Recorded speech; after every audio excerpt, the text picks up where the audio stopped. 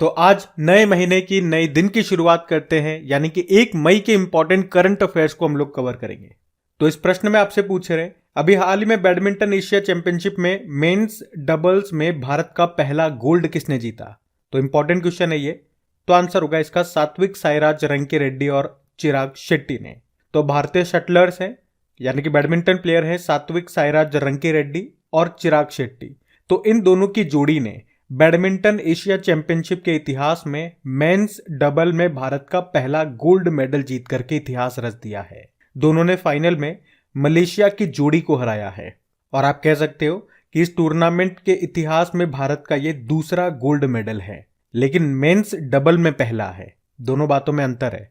और इसी तरह से आपको याद होगा, अभी इसी साल स्विस ओपन 2023 में मिक्स्ड डबल का खिताब भी इन्होंने जीता था। किसने? चिराग शेट्टी और सात्विक साईराज रंकीरेड्डी ने।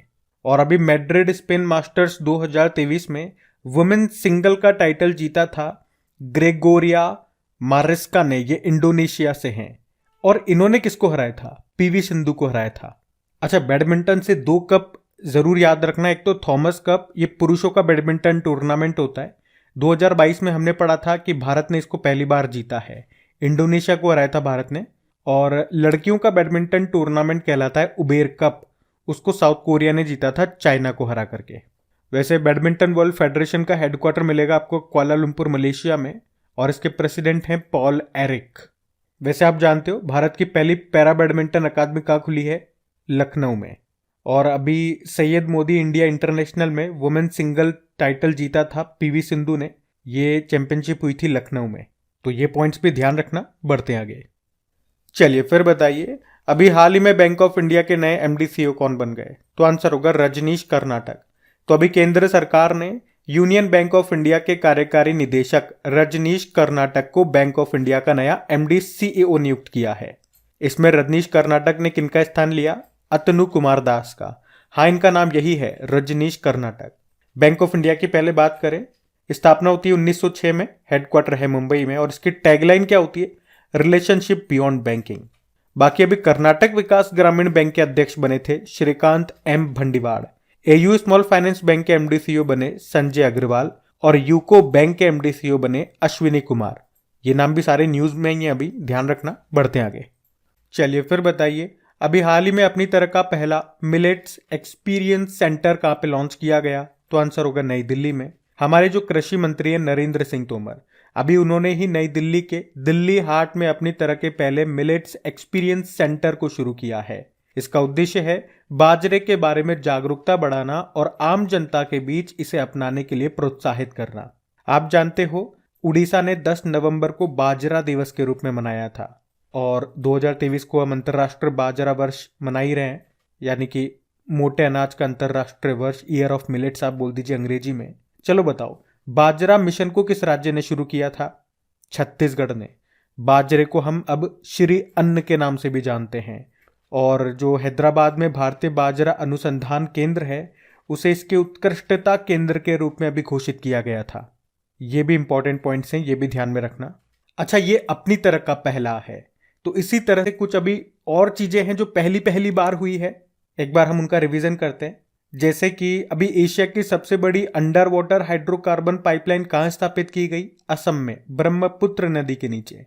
चलो बताओ, भारत की पहली semi high speed regional rail सेवा को क्या नाम दिया गया? रैपिडेक्स। दुनिया का पहला बांस बैरियर कहाँ स्थापित हुआ? विदर्भ महाराष्ट्र में, और इसको नाम दिया गया बाहुबली।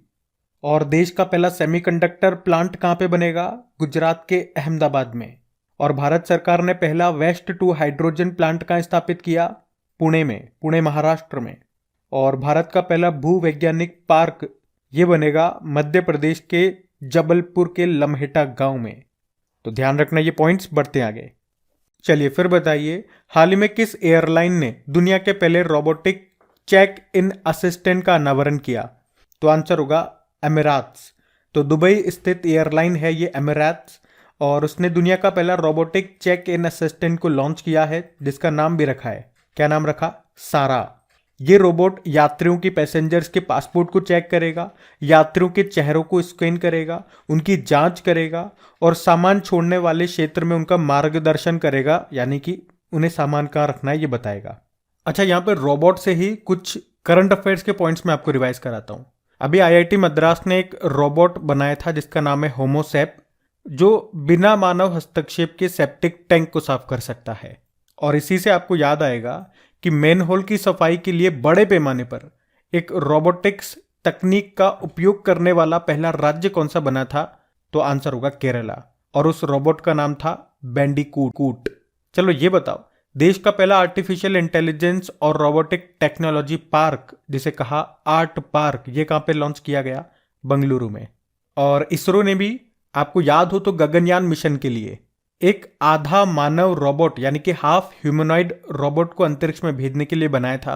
उसका नाम क्या रखा था, बता सकते हो? तो आंसर होगा व्योमित्र। तो ये पॉइंट्स आप ध्यान रखना। बढ़ते हैं आगे।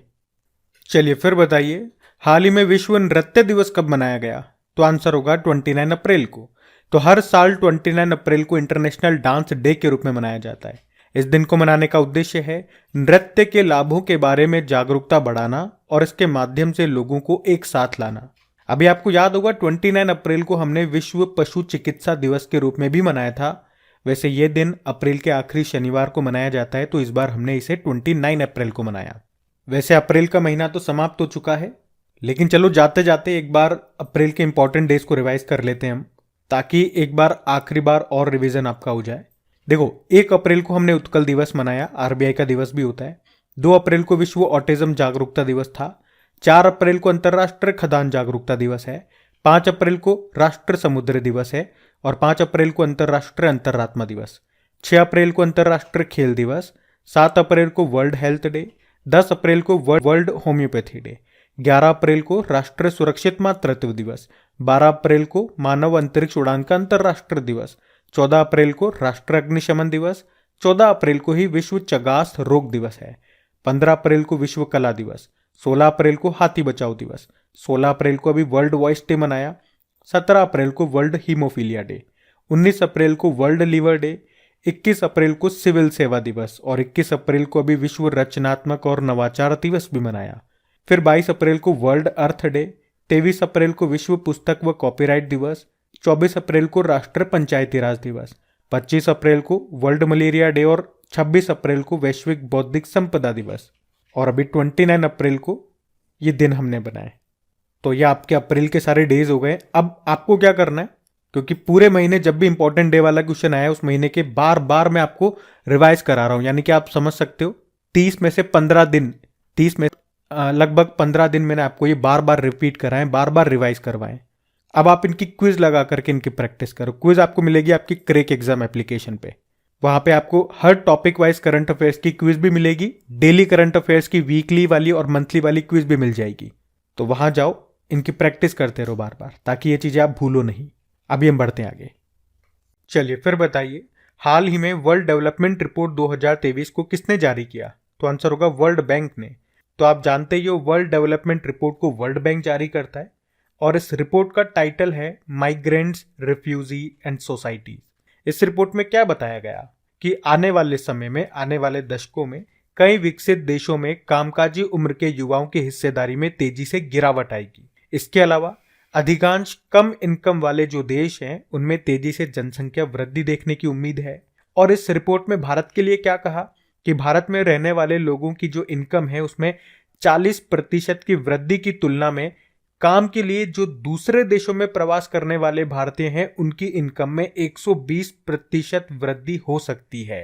अच्छा, वर्ल्ड बैंक की बात करते हैं, लेकिन उससे पहले हम देखें कि वर्ल्ड बैंक और कौन कौन सी रिपोर्ट जारी करता है। तो एक तो ये वर्ल्ड डेवलपमेंट रिपोर्ट हो गया, एक ग्लोबल इकोनॉमिक प्रोस्पेक्ट रिपोर्ट हो गया, एक रेमिटांस रिपोर्ट हो गया, एक ईज ऑफ लिविंग इंडेक्स हो गया। लेकिन याद रखना, ease of doing business report को वर्ल्ड बैंक ने जारी करना बंद कर दिया। इसके अलावा एक यूनिवर्सल हेल्थ कवरेज इंडेक्स भी हो गया जिसको वर्ल्ड बैंक जारी करता है। वर्ल्ड बैंक की स्थापना होती है 1944 में। हेडक्वार्टर वॉशिंगटन डीसी में है। अध्यक्ष कौन है? अब अध्यक्ष का नाम इंपॉर्टेंट है, अजय बंगा है, जो मास्टर कार्ड के पूर्व सीईओ थे। अभी वर्ल्ड बैंक के रसद प्रदर्शन सूचकांक लॉजिस्टिक परफॉर्मेंस इंडेक्स 2023 में भारत 38 नंबर पे रहा। ये भी पॉइंट ध्यान रखना। बढ़ते हैं आगे। चलिए फिर बताइए, अभी हाल ही में सेंट्रल बैंक डिजिटल करेंसी यानी कि सीबीडीसी स्वीकार करने वाली पहली बीमा कंपनी कौन सी बन गई? तो आंसर होगा रिलायंस जनरल इंश्योरेंस। तो रिलायंस जनरल इंश्योरेंस ने प्रीमियम भुगतान के लिए आरबीआई के सीबीडीसी यानी कि सेंट्रल बैंक डिजिटल करेंसी जो कि है ई रुपया, उसे स्वीकार करने वाली ये पहली जनरल इंश्योरेंस कंपनी बन गई है और इसके लिए इसने यस बैंक के साथ समझौता किया है। ई रुपया ये एक डिजिटल टोकन है जो एक बैंक नोट के बराबर है। और रिलायंस से आपको याद आएगा कि रिलायंस जियो ये यूपीआई सुविधा देने वाला पहला टेलीकॉम ऑपरेटर बना था। तो ध्यान रखना, ये प्रश्न भी इंपॉर्टेंट है। बढ़ते हैं आगे। चलिए फिर बताइए, अभी हाल ही में किस अंतरराष्ट्रीय संगठन ने भविष्य की महामारियों की बेहतरी से तैयारी के लिए प्रेत पहल को शुरू किया? तो आंसर होगा WHO। यहाँ पे प्रेत की फुल फॉर्म होती है preparedness and resilience for emerging threats. तो अभी वर्ल्ड हेल्थ ऑर्गेनाइजेशन ने भविष्य की महामारियों के बेहतर तैयारी के लिए अभी प्रेत नाम से एक पहल शुरू की है। ये इनिशिएटिव भविष्य में महामारी के प्रकोप से दुनिया को बेहतर तरीके से तैयार करने के लिए शुरू किया गया है और प्रेत का वर्तमान फोकस रेस्पिरेटरी वायरस पर होगा। रेस्पिरेटरी वायरस मतलब ऐसे वायरस जो हमारे रेस्पिरेटरी सिस्टम को प्रभावित करते हैं, इफेक्ट करते हैं। देखो, WHO की बात करें, वर्ल्ड हेल्थ ऑर्गेनाइजेशन, तो स्थापना होती है 7 अप्रैल 1948 को और इसीलिए 7 अप्रैल को आप वर्ल्ड हेल्थ डे भी मनाते हैं। हेडक्वार्टर जेनेवा स्विट्जरलैंड में है, तो डायरेक्टर जनरल है टेड्रोस अधानोम। आप जानते हो अभी WHO ने partnership for healthy cities awards 2023 से किस भारतीय शहर को सम्मानित किया था? बेंगलुरु को। और WHO ने मुख्य वैज्ञानिक यानी कि चीफ साइंटिस्ट अभी किसे बनाया? सर जेरेमी फरार को। किसकी जगह आई है? सौम्या स्वामीनाथन की जगह। तो ध्यान रखना ये पॉइंट्स। बढ़ते आगे। चलिए फिर बताइए, अभी हाल ही में प्रधानमंत्री नरेंद्र मोदी ने कहां पर नमो medical education and research institute का उद्घाटन किया? तो आंसर होगा दादरा और नगर हवेली और दमन व दीव। तो अभी प्रधानमंत्री नरेंद्र मोदी ने केंद्र शासित प्रदेश है ये दादरा और नागर हवेली और दमन व दीव, ये एक ही है, दोनों को मर्ज कर दिया गया है, तो अब ये एक ही है। तो यहीं पे स्थित सिलवासा शहर में नमो medical education and research institute का उद्घाटन किया। इस संस्थान को स्वास्थ्य मंत्रालय के तहत विकसित किया गया है और इसे बनाने में 203 करोड़ रुपए लगे हैं। अच्छा, यहाँ पे दादरा व नागर हवेली दमन व दीव से आप ध्यान रख सकते हो एक और प्रश्न। अगर आपसे पूछा जाए कि हर घर जल वाला पहला प्रमाणित यूनियन टेरिटरी कौन सा है, तो यही है। लेकिन अगर आपसे पूछे कि देश का पहला हर घर जल प्रमाणित जिला कौन सा बना? मध्य प्रदेश का बुरहानपुर। और पहला राज्य कौन सा बना? तो आंसर होगा गोवा। ध्यान रखना। बढ़ते आगे।